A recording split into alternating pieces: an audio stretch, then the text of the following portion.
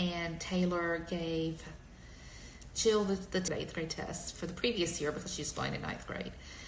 And Jill couldn't do it. She really struggled, and she sat there for about an hour just looking at this one passage that was about 3 pages and the questions. And this was really shocking to Taylor. She didn't know what was going on. Again, this is a very high-performing student. So when Taylor turned it down a little and just gave her a paragraph to read and answer the questions, she did very well. So Taylor determined that Jill had a problem with what we call stamina, which means reading long bits of text. And Jill is not unusual at all. In the last probably about 15 years, there have started to be a lot of problems with stamina. Students get shut down, they get exhausted, and this is considered a fluency problem, which means that students can't read automatically. That means they can't read, fairly quickly, and they can't read for long periods of time. They know how to decode. That means they know how to sound out words, but just reading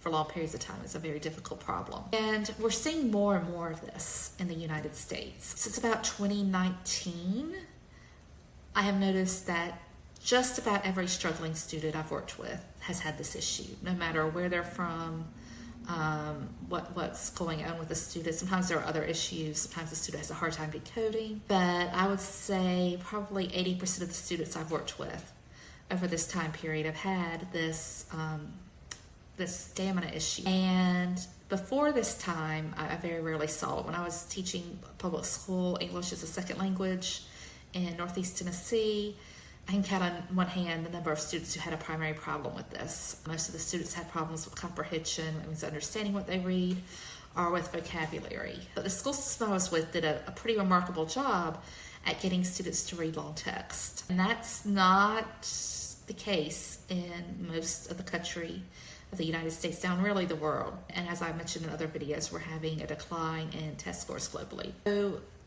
what we're finding is that this is overall a very big societal problem. So how did this happen?